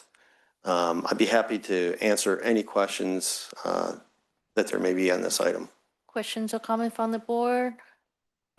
Director Wee? Is it still our policy to purchase Ford trucks, particularly pickup trucks? That's correct. The district continues to standardize on Ford vehicles for its fleet. And that includes the Ford electric pickup truck, 150? That's correct. Ford has recently shut down production of the 150. There was an article today that Ford looked at had taken apart vehicles from Tesla in China, and found out that they had almost 1.6 kilometers of additional wiring in their vehicles per vehicle than their competitors. The implication was that Ford is now going back and re-engineering their Ford pickups pending and then incorporate that when they reopen the production of the Ford electric pickup. Part of the problem was they made an aluminum body, which is one of these issues repair becomes an issue, and they're having trouble acquiring aluminum. So in our policy for 2030, have we given consideration to delaying the acquisition of Ford electric vehicles until such time as they re-engineer them? At this time, that issue has not arisen with the suppliers that we work with. And at this point, we don't have any plans to sort of change our approach going forward. We're not limited only to the Ford pickup in terms of an electric vehicle, which helps us meet our ACF compliance goals. There are other useful options for the district. So we do have some flexibility there. We encourage you to investigate the entire Ford product line when it comes to electric vehicles, as it appears that they have found some major design issues that they're trying to address. Okay, thank you. What Director Weed is saying. The Ford 150 is the most popular truck that sells in the United States, around 1.5 million vehicles a year. By comparison, Tesla's only sold about 50,000 of their trucks, which they were aiming at Ford. But the problem is twofold from what I see. They had to close down manufacturing of the Ford 150s because they did this massive recall. There were a lot of vehicles catching on fire. And number two, we need to be aware of the insurance costs on vehicles that are damaged because an all aluminum vehicle, even if you get into a slight accident, the insurance cost is enormous. That's why most Teslas that are in accidents are totaled because the insurance company will not pay for the repair. You know, you can bend the whole structure of a vehicle from even the smallest accident. And so I'm not telling the staff what to do, but just to be aware of, you know, some of these other factors that come into play when we're dealing with zero emission vehicles. Okay, thank you. That's good input. Again, this is a topic where it is new for the district. It is new that we're going into. We do have some flexibility and nimbleness in this. The board did support a modest expansion of our vehicle lease program earlier in the year, which is where we procure these vehicles through. So we do have some economies of scale as well as some flexibility is sort of as market dynamics change. It'd be something to talk to JPIA about as well, because they have to cover the entire industry, right?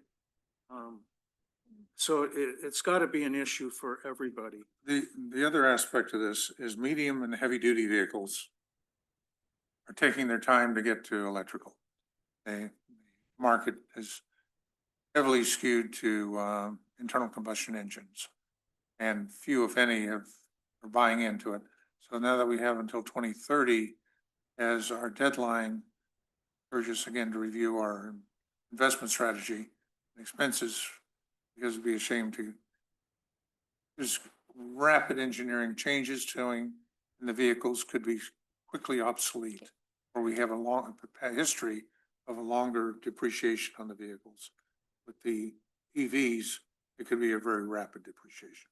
I don't want to take away from Director Gunther's thunder here, but you know, we have discussed this in the Operations and Water Quality Committee. And so I will allow Director Gunther to let out his rage against CARB. Well, actually, I was going to be nice tonight. It's probably pretty well known that I'm not a big fan of CARB. However, the rules are the rules, and we're going to have to follow them. I don't necessarily agree with the rules. And I hear, you know, and I tend to side with Director Weed on the industry, what's out there. However, it is what it is. And so I think we're going in a good direction. One thing I'm curious is we seem to have identified 2 sites. Are there plans to look at maybe a smaller number of charging stations at some other facilities, i.e. the Wellfield or the desal plant? Understanding the copper wire theft, by the way, is also another issue that you have to watch out for with these things. Yeah, that's correct. We have considered other sites on a, as you were saying, on a smaller sort of onesie twosie installation basis. That's something which the district can manage with its own internal forces to install, but this larger number was too big of a bite for us. And so this is where there will be the vehicles based, or some are now at headquarters, and then some will be at TP2. So that's sort of the two areas of larger need now. But there is this kind of a plan to maybe put some others out there in the field, to have some offsite other locations where we could tie in. That's correct. The 10-year plan identified all of the treatment facilities, so that would also include desal and blender that we would add chargers to in the 10-year plan. I think it's also important to note that the chargers that we're installing are what they consider as a tier 2 or class 2, something like that. So they require several hours of charging. And so headquarters in TP2 are where the current vehicles that are used or housed. So the overnight charging would be optimal for that. So let me follow up on that. That's my next question. The technology you're using is not going to be the rapid charge chargers, to use vernacular. That's correct, or what is considered the level 3 or the fast chargers, like we see the large Tesla charging stations, those very high capacity, that's correct. These are not those chargers. Did I answer your question? Well, should we have a few of the rapid chargers, particularly if we go into operational needs where we send this equipment out, we've got to get them back out in the field in fairly short term? And the short answer is yes, and we're evaluating that, but I think we are consistent with some of the questions I'm hearing from the board. We're sort of wading into this pool. We're again looking to be compliant, right? Not get in ahead of ourselves, not get in too deep, maintain compliance, sort of be as low risk as we can operationally and cost wise, but still meet that compliance. So depending how things unfold, we may be in a position where we would be installing some of those down the road, but at this point, we believe that it's premature. I believe Director Akbari has questions, comments? Well, thank you for the presentation. Actually, a couple of my questions already got answered around additional sites and then what class of chargers these are. The one final question that I have is around grant funding. I'm curious, did we look into any potential grant funding from the state, for instance, since we're constructing this largely in response to changing regulations from the state? So I'm curious if there was any opportunity for that. On the grant funding, I am not sure. I'm not sure about that. I'd heard it mentioned. I'm not sure where things may stand with the grant team, if something had been identified or not. Well, let me side comment here that this is from discussions in Aqua. A lot of people are upset with CARB for laying down the rules, and they're collecting revenue from the carbon tax that we have in the state and not providing the very grants that the districts need. So, I mean, they are talking out of both sides of their mouths, mandating on one hand and raking in all the money from the carbon benefits and not providing the utilities with what they really need. That's the problem, and we need to bring it up more in our Aqua meetings. They shouldn't be hoarding the money. Yeah, I mean that I think That's your Director Sethy kind of captured that. If there are opportunities for us to get grant funding, especially for a program like this, I would encourage us to do so. So I do have a question on slide 5. It's maybe more of a concern. You did answer my question regarding the fast chargers. All right. So I am a little bit concerned in terms of safety.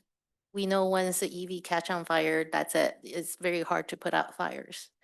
These charging stations are awfully close to the buildings, and for TP2, treatment plant 2, is not that far away from the Lux tank. They're not exactly that compatible. Fire and Lux are just not a good combination. Let's just put it that way. Have staff make any considerations for safety precautions? And would that, if any construction is necessary, would there be consideration in amending this contract or adding to this contract? In terms of possibly relocating? Either relocating, or if there are any sort of safety precaution that you could think of that you could implement as part of this construction project, I would encourage staff to think about it. Right, because it's one thing to find a great place to charge the cars, but there are other considerations. Correct. I'm just wondering, have staff thought about it? we did, I think, discuss things in terms of, obviously, logistically, this location was focused on, and then other concerns. Yes, we do hear in the news. I don't think that was a predominant factor, though I know that we considered all the various things, but that didn't drive it. Other locations at this plant are much more difficult. There's really no other, given the small footprint of this plant, there's really no other way to relocate a substantial number of these vehicles. Well, Bob, you can see the locks It's pretty close. units right Yep. there at Right the there. bottom corner. And that was a concern when we first put them in for the new homes that were being built, north of our plant, right? And so we had to put up a extra wall and all that kind of stuff.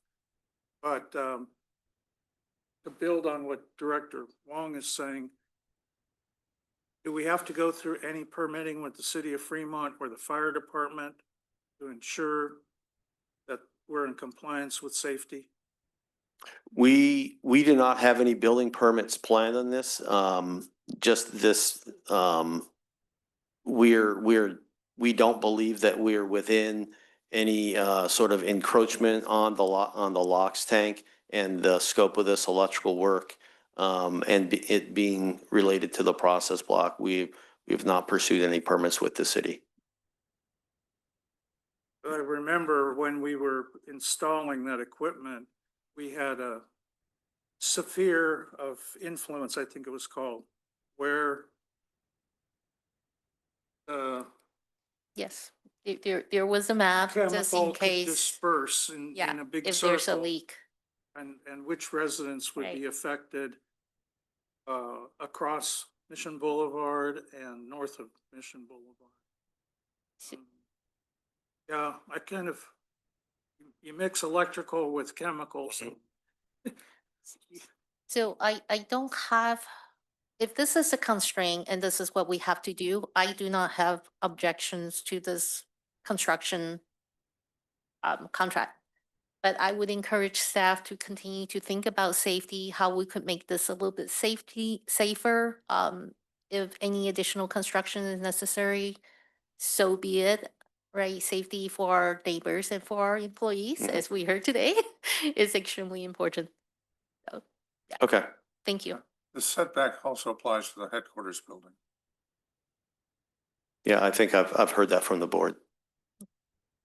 All right, with that, let me open up to our online attendees. If any of the online attendees wish to have addressed the board or have any questions, please raise your hand in the Zoom app.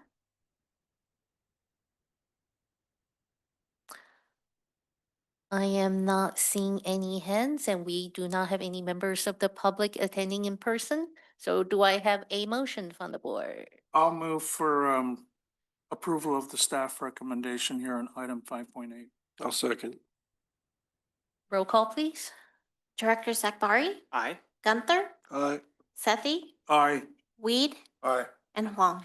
Aye. Before we move on to item 5.9, Director Weed, I believe you have a comment? Statement? This relates to the fish ladders, so in the past, I've left the room due to the fact that I own property within designated distance of some of these facilities. So, thank you. Director Weed.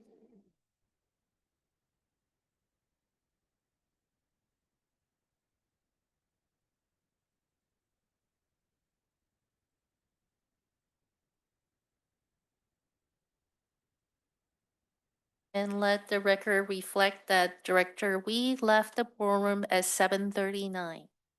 With that, let's proceed on to item 5.9, please. Okay, item 5.9 is authorization of amendment to professional services agreement for fish ladder operations and environmental services. And our Director of Water Resources, Ms. Heides, will get us started. All right, thank you, Mr. Stevenson. In 2022, staff selected SP Kramer Associates, Inc., Incorporated, doing business as Kramer Fish Sciences for as-needed fisheries support for the implementation of the district's new fish ladder operations and water stewardship or FLOWS program. Kramer Fish Sciences helped provide the district with a successful first year of operation within budget and helped provide continued success in the subsequent 2 years. Accordingly, staff has elected to extend Kramer's contract for another year. However, based on lessons learned from the first 3 years of operation, additional funding is needed to support necessary work for the balance of the 5-year term. Additional funds are needed to support internal staffing transitions, continued startup costs, revised operating costs of monitoring equipment, a secondary camera system to support required biological monitoring, contingencies for extreme weather events such as that occurred in 2023, and other fisheries-related needs.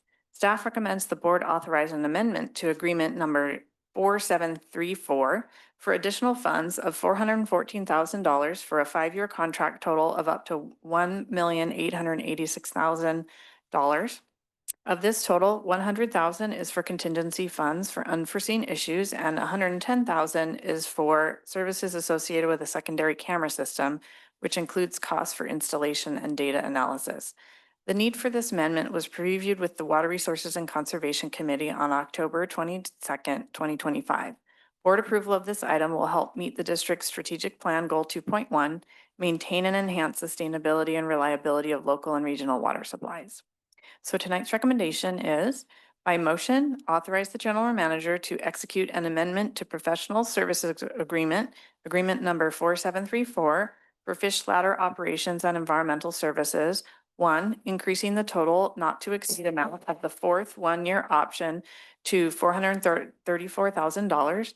And 2, increasing the total not to exceed amount of the 5th 1-year option to $415,000 for a total 5-year agreement amount not to exceed $1,886,000. And I'm happy to answer any questions. Questions or comments from the board? No, I have but a I question. will make a motion to approve the staff recommendation. Need Oh. to check online first.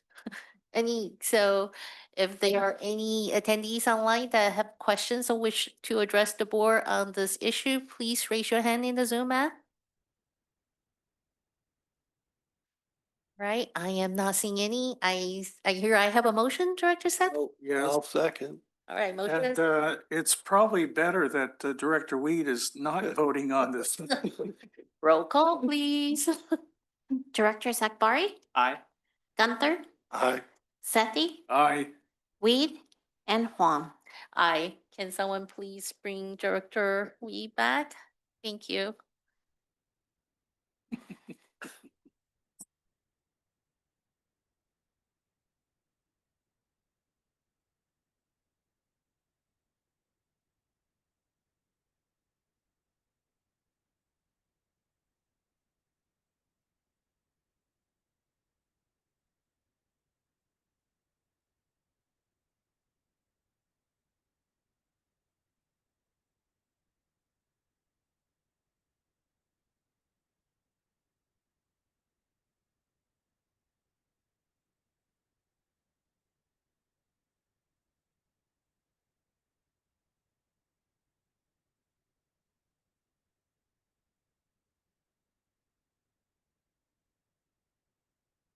Director Weed thought he had a pizza break. Do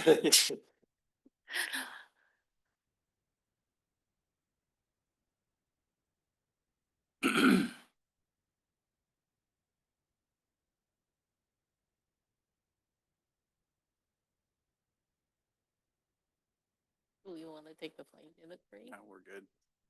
Sounds like he's back. All right, thank you.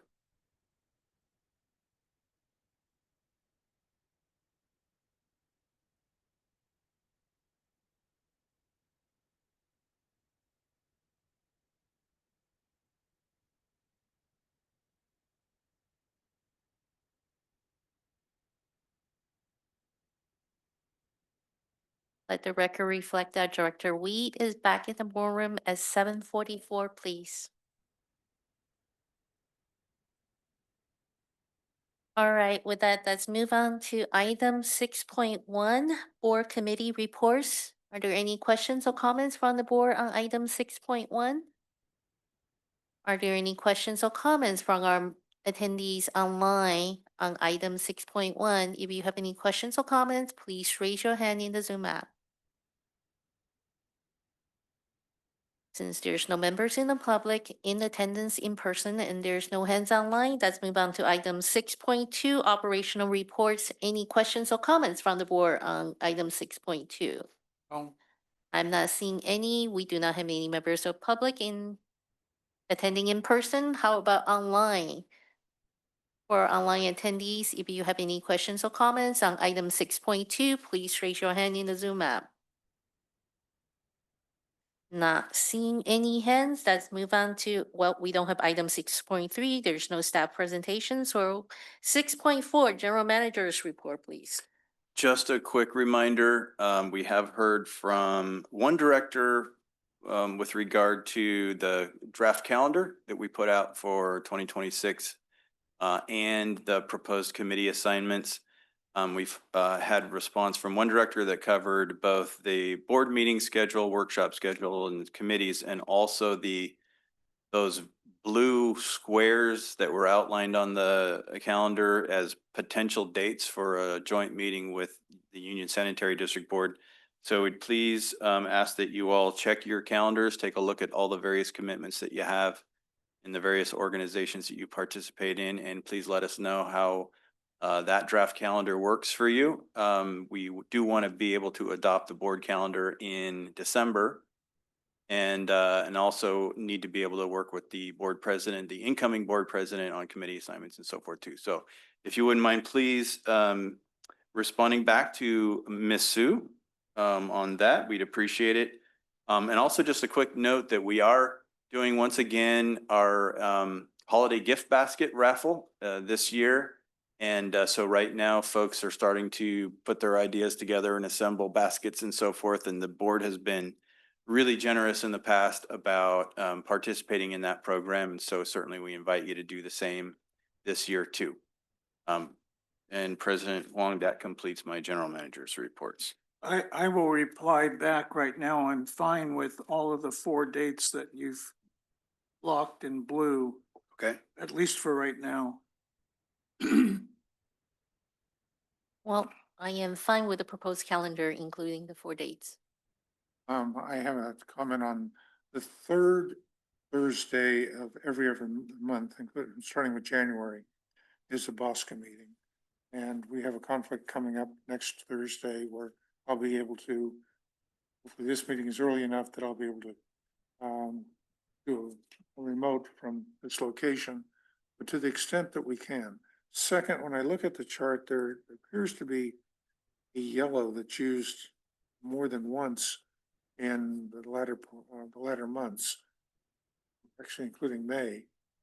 I'm sorry, September, December, and October. And so hopefully there'll be some clarification on that. See, here, for example, September, it looks like 17th and 23rd. I'm having difficulty distinguish between the two. I think maybe it's just the contrast of the color for Director Weed. It's a little bit hard to tell. So maybe if we move away from using the color yellow, that might be. Okay. Yeah, we can just use a different color. October 22 and 28. Normally that's 22's. That's 22 clear. 22 is clear. 28 is 17. 17's. Yeah. You said. So I think. It was just literally a reflection of the light. Oh. Yeah, it is. It is. Because Okay, got it. You're looking at your printed hard copy and with the light the way it is, and it's kind of dim in the boardroom. It kind of light was there. looks a little funky. It's a visual illusion. Got it. because, Okay. yeah, I had to take a second look. Oh, wow. Yeah. Okay. All right. Well, All right. we can adjust that tone. I'm good too, by the way. That's not on record. Okay. And likewise, I'm good with the calendar. So I think we Okay. get all the comments That's back. great. You got comments back from all of us, right? All right. That's what it sounds like to me. Thank you very much. Appreciate it. Okay, so that's moving on to director's comments, report on meeting attended and agenda. So 7.1 is report from Director Gunther on the September 25th, 26th Aqua Region 5 tour. I'm disappointed I didn't get a chance to hear the other directors' opinions on this. I thought it was an incredible tour. to see the sites of a neighboring district or neighboring city and firefighting, how they approach it, how they've approached it. To have a separate system. Yeah, I have work in San Francisco sometimes, and now I saw these big fire hydrants with these blue tops on them, and kind of always wondered, okay, now I know. I think so much of the general public doesn't know what they do there. Very informative tour. The power plant for, an antique loving engineer like myself was just awesome. Throw in the marine aspect of it, and just a great tour. And I learned a lot about what they do, and how they do it. Function wise, there's things that we learn from each other, but I do highly recommend if another director has a chance to go to this, they really should. It was great. All right. Director Sethy, I believe you have item 7.2 for Yeah. Aqua Region 2 and 7.4 for State of Estuary I'm Conference. gonna give one brief report. Director Weed and I attended the Alameda County Special Districts Association meeting yesterday. We both gave the presentation on the monies that have accrued to the special districts from 2012 through this past year that I worked with the county auditor's office on preparing. So today we sent out all of the financial spreadsheets to everybody so that they were readable. Second, quickly, and maybe our general counsel can maybe highlight on this at a future meeting or send out an email.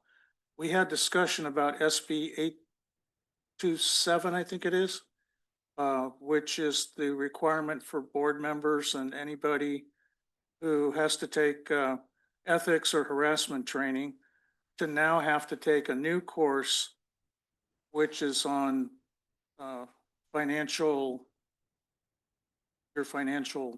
knowledge.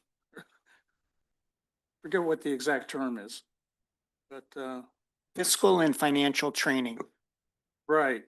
So CSDA and other organizations are in the process of developing, it's called financial literacy, that you have to pass a financial literacy course, which is 2 hours. So making everybody aware of that.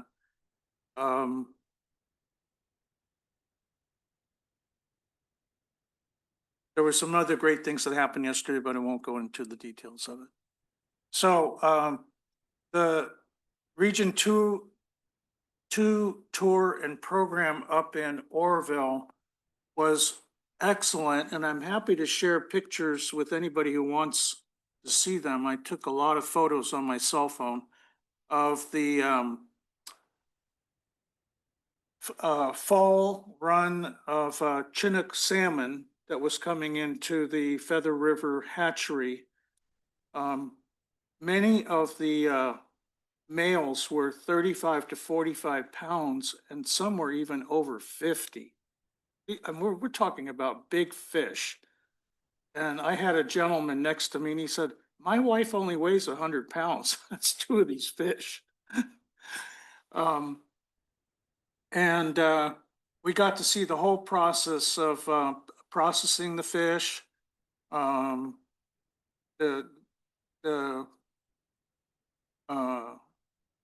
eggs being taken out of the female fish, the fertilization of the eggs, the guillotine that they use to decapitate the fish to study their heads and eyes and DNA and changes that are going on.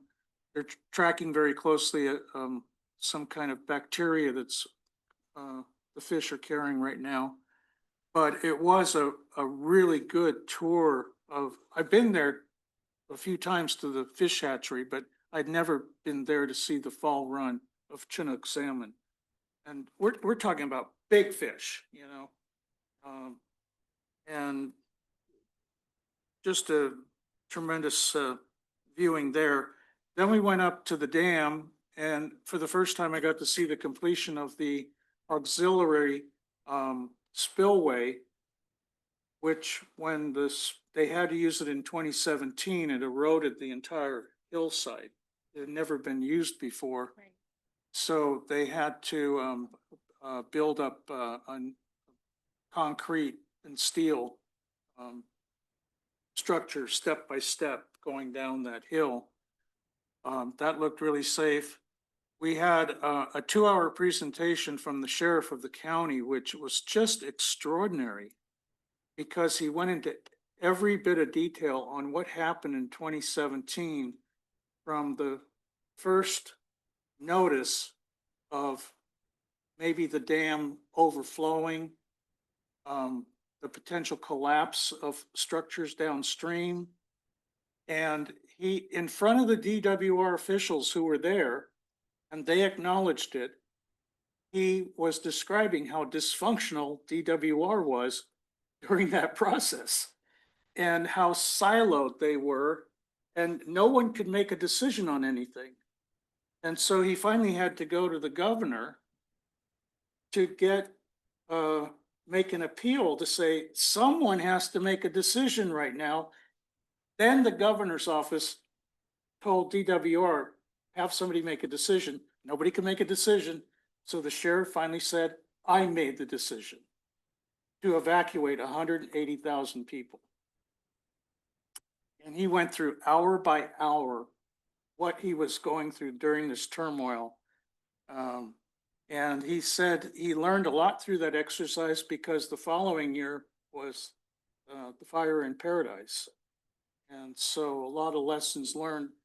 Unfortunately, a lot of people lost their life in that fire. But it was really an interesting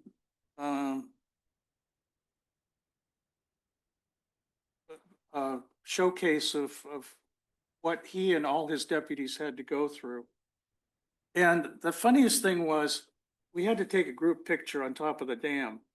Nobody could make a decision on how and where we were going to do it. And finally, the sheriff said, listen, I'm in charge right now. This is the way we're going to do it. I know how to get things in order.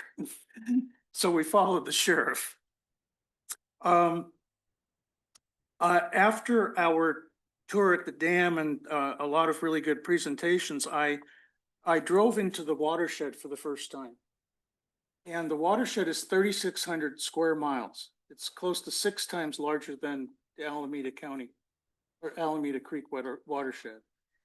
And half of it has burned in the last dozen years, which I didn't know. And I drove across the Green Bridge across the reservoir, which is a mini version of the Lions Gate Bridge in Vancouver, and headed up into the back of the watershed about 40 miles. So I got to see the full extent of the watershed. That was not part of the tour. I did that on my own and then came back into Oroville. And it's very remote. On the tour, one thing I learned about, because they did talk about California coastal steelhead trout versus salmon. I learned that the steelhead trout can make 2, 3, 4 visits up into their watershed before the end of their life cycle. I did not know that. I thought it was one complete trip, one cycle. But they were emphasizing how important it is for the future of the fish that they're able to reproduce on a sustaining basis in their own native watersheds. So that was new to me. And a lot of good people from all around the state of California came to this Region 2 conference. It wasn't just Region 2. It was everybody is interested in the watershed there. I will say my biggest disappointment, and I've kind of expressed this to Ms. Heides before, is that I believe that the state water contractors have not been responsible in taking care of their own watershed. That a long time ago, 20, 30, 40 years ago, the state water contractors that get so much of their water from that Feather River watershed should have proactively worked to protect the watershed. And now half of it has burned in the last dozen years. And the impact is severe. The Department of Water Resources officials were telling us that without the canopies protecting the snow in the springtime, they are seeing water coming into the reservoir 4 to 6 weeks earlier than planned. And they're having to let that water go out downstream. They can't save it for the summer months when it's really needed. So the slow snow melt is no longer occurring.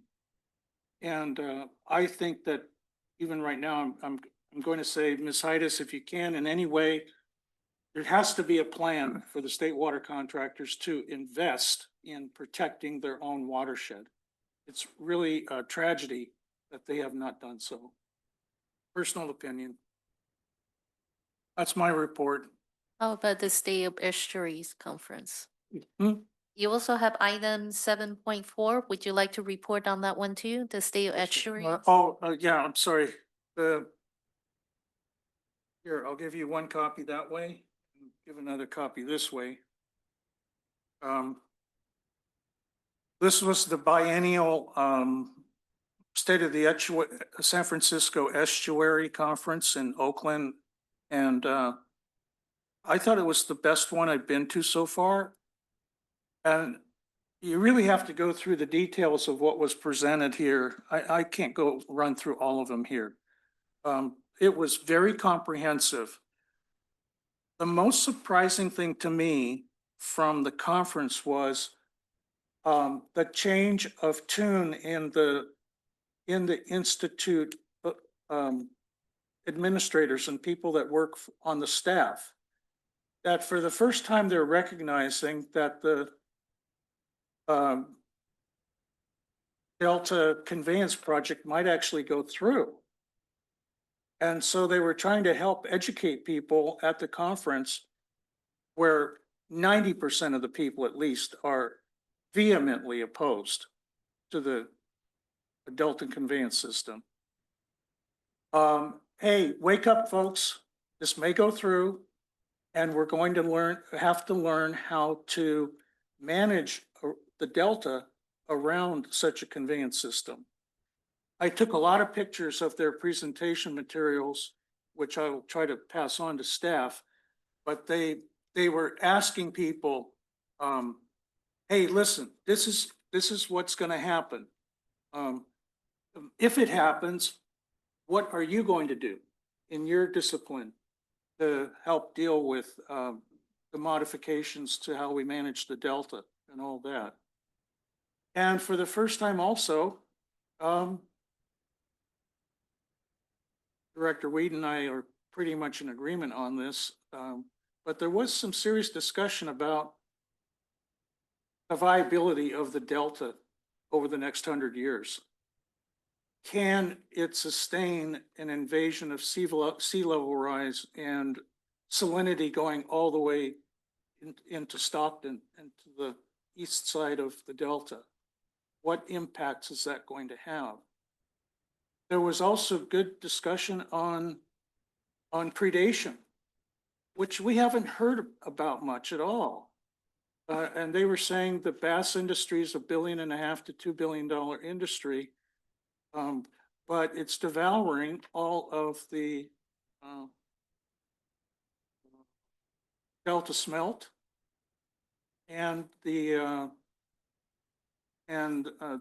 baby salmon. They did showcase, I'll leave it at this, that they did showcase the health of long fin smelt in our interior bay, especially in the South Delta, South Bay closer to us. They've been tracking the populations. But where the smelt are surviving and the coastal steelhead trout and the salmon is away from the invasive bass species. And there are a lot of people that don't want to admit that it's the bass that are causing much of the problem in salmon not being able to get back out to sea. So it was really, it's a different community of people. They're mostly scientists and educators, but I was surprised at how frank the San Francisco Estuary Institute was in recognizing we may have a conveyance system going in and trying to educate people. That was not the way they were 2 and 4 years ago at previous conferences. So good conference. Take a look at the brochure. Thank you. Thank you, Director Sethy. Director Weed, I believe you have item 7.3, Water Event Conference, and item 7.5, Aqua Virtual COE Workshop. Let's see if I can get myself oriented here. I didn't pick that up. The water bank, when you say a water bank conference. Water Vent, Water vent conference. yes. The water vent conference was in San Francisco. This is a group that has met around the world, 32 times each annual events. First, I think the second time in the United States. Hanson Bridget was one of the sponsors of it, hosted the group on the Klamath, which is a ferry at Pier 9. You walk into the Klamath at the entryway and you see the Hanson Bridget Lounge. And the Bay Council has the second floor for their activities. There were numerous presentations from many of them industries or businesses that are trying to grow and develop, as well as how to finance some of your activities and for new startups. So it was an industry related or focused conference. Items of particular interest, which I shared with our staff, was a way of applying an electric current to the membranes to reduce fouling. And seems to have promise. And there was an opportunity to meet with several areas. They did get the mayor to come, which was interesting for a group of about 200. Usually you would think he needs 2,000. But he was there, made the pitch, the presentation to the community, as was the SFPUC head of their board. So with San Francisco, and that's always a good place to go. Next was I'm sorry. Next is the November 3rd Association of California Water Agencies Virtual 2025-26 CLE Workshop. That was a legal presentation led, again, one of the leading speakers was again Hanson Bridget, Claire Collins, talking about and I actually picked up some pretty good ideas here. That was talking about the fundamentals of writing a decent contract and how to reduce the amount of archaic language as possible. There were a few like herein they had to stay with, but how to structure your contracts, how to put where the heading is important, how you make it, and how to clarify a lot of what has traditionally been boilerplate, and which is there, but make it readable. So I thought it was a worthwhile presentation. Can I pass my cell phone down here? There was an excellent presentation on the history of the sturgeon fish in the bay and the Delta.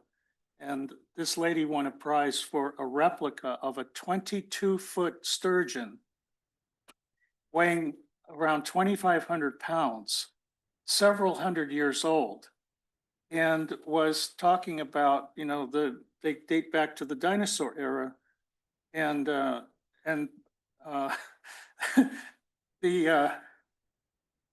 when we had the algae bloom in the bay a couple of years ago, she said over 800 sturgeon washed ashore and thousands more died in the bay.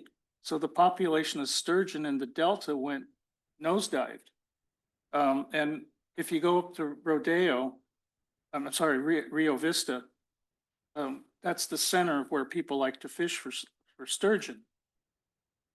You won't find it sold here in stores, but I know when I've been to Las Vegas, I can always get a breakfast of sturgeon and eggs. As a reminder, which conference was this related to, just for the members of the public who are online? No, this is on the Estuary Institute. Okay. And it's a picture of a sturgeon is what is being Yeah, passed so around for here. the record. For the record. Related, In the future, we should probably have handouts if why for it's members of so the public. Thank you. important to the estuary and its health. So actually, That's since, it. since it's shared, maybe we could have that picture sent for the record? Would that be appropriate? Yeah, I mean, if members of the public request it, we should certainly have that picture available. Okay. I think Director Sethy did a good job of describing what the picture was. In the future, we probably shouldn't be passing around your cell phone with pictures. We should have printouts of pictures that can be made available to the public. Thank you. Yeah, and we Counselor. can certainly post things on the website in advance of the meeting and so forth, so everybody can see. I did take a picture of the picture, Okay, so we do have it We have a available record. for members of the public or anyone else that requests it. But thank you. imagine a sturgeon 22 feet long and 2,500 pounds. Director Akbari, do you have any director's comment? I do not have any, and that is the last of our items. Then I'll say the meeting is adjourned at 8:11.